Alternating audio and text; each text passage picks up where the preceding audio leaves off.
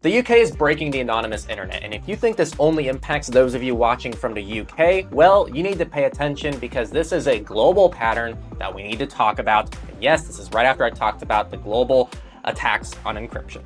So these new UK requirements will have different ways of verifying you across the internet. And you might think, okay, this is only to help kids prevent content they're not supposed to be looking at, which is how this is all branded. However, as privacy advocates like myself and countless other people have warned for the longest time now, this has much bigger implications than just adult websites. If you're on Blue Sky, Blue Sky is not going to be able to let you in. People are having to age verify to use Reddit, to use Discord, and I will touch on methods to get around this towards the end of the video. So how do websites comply with this? There's different methods, and each of them have different privacy implications. So there's facial age estimation using facial recognition.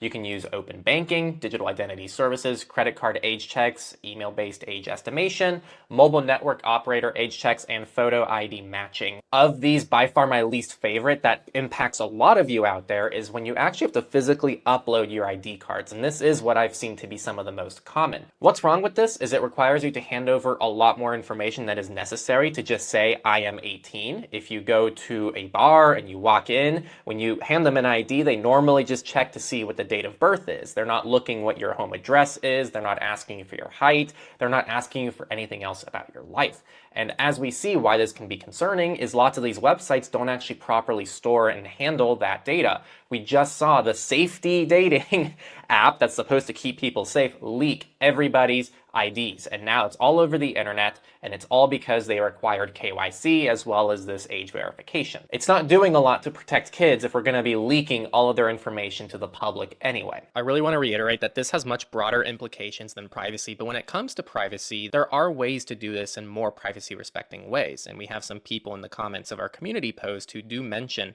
that they did have experiences where it seemed like the ID was simply kept locally on device and then deleted right away. Of course, I'd like to verify that this is in fact what's happening and is actually open source, but I disagree with some of these people who are saying very much a nothing burger so far, as this has massive implications that we'll get into very shortly. Similarly, they can do credit card checks, which also means you're now having to upload and share your credit card. And there are third-party age verification services, and those privacy policies are pretty darn variable, and some of them are actually semi-privacy respecting, and some simply aren't.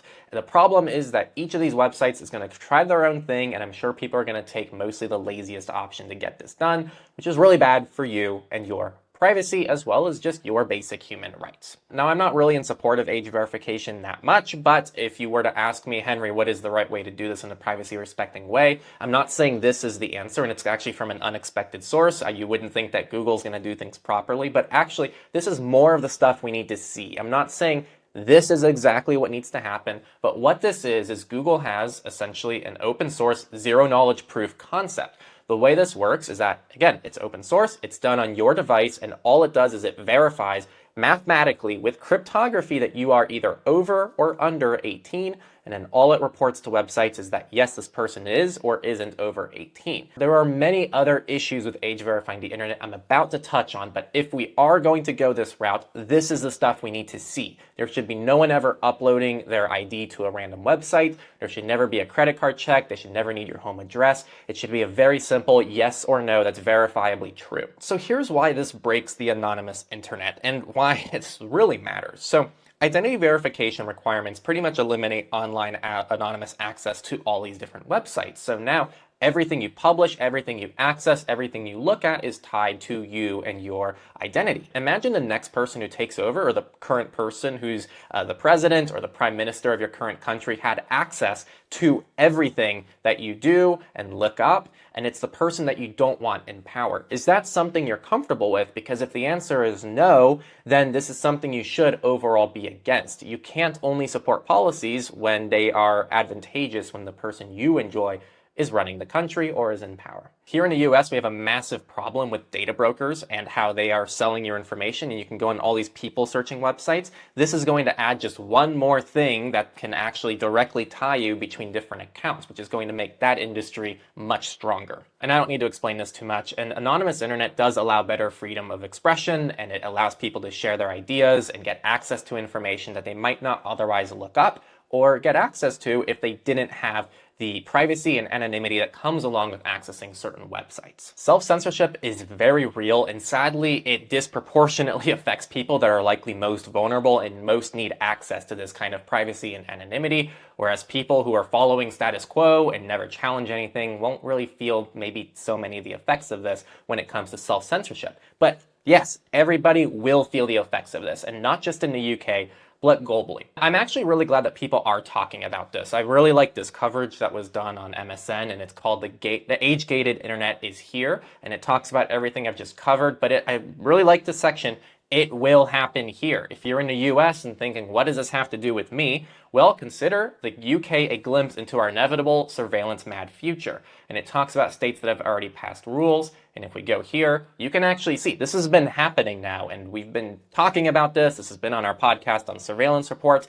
These are states that have already passed this stuff. If you use a VPN and try to access some of the websites you can't access in these states, you'll literally get a notice that asks you to verify your identity. So this has already been happening in the US. The UK is not the first to it. And if you think they're the last, you're wrong. The EU is trying to do this, as well as Australia, as well as Canada. So because of the UK, other countries are watching and will likely follow in their footsteps, and they're going to continue to use the same talking points and say this is to protect kids or whatever their reasoning is. This also means that the new gatekeepers of the internet are going to be age verification companies, which are these third-party companies that are just going to be sweeping up all of your data. So in terms of immediate impacts, UK users, you've already felt it. If you try to access Reddit, Blue Sky, Discord, you're going to get age verified right now as we speak. This has already happened.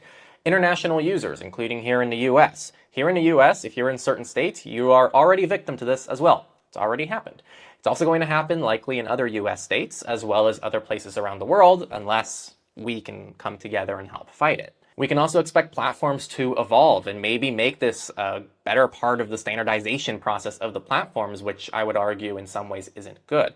Right now, one really good thing that's working in our favor is how ineffective some of the age verification stuff is, as well as how easy it is to get around these things, which I'll touch on in a second. But over time, that might change, and it might make it much harder for people to get around these kind of requirements, which is not overall a good thing. In terms of long-term consequences, we have the normalization of internet IDs, as well as the normalization of having all of your browsing traffic and everything you look up and everything you do directly tied to you. And I think it's really disingenuous because a lot of the arguments are made that, well, alcohol and getting into bars and all these things are already, locked away for age, so it's no different and we should have something on the internet. But here's the thing, when I'm driving to a bar and I'm getting into a bar, the whole journey to get there and everything I do in terms of researching bars and all of this stuff isn't collected by the bar. They just need to know whether or not I'm 18 to get in or 21. But in the digital space, if every website that has anything remotely sensitive if it's KYCing its users, and potentially even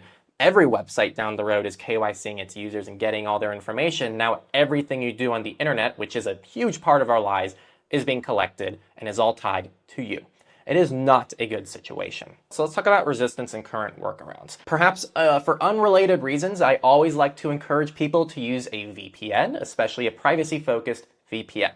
This way you can select any country to be in, which may or may not have certain age verification requirements. And if you want, we have an open source VPN comparison tool. It goes through some of the most privacy respecting VPN providers out there. All the ones I recommend are fully open source and have some of the most transparent policies. To summarize for most of you out there, there's Proton VPN, Mullvad, iVPN, and Windscribe. I'll leave links to those again in the description. What I also encourage people to do, this is maybe a bit extreme, but go ahead and download Tor, the Tor browser. It's available on Windows, Mac OS, Linux, and even Android. And there's even a way to kind of use Tor on iOS called Orbot, which is essentially going to create a VPN tunnel on your iOS device that routes all your traffic through Tor.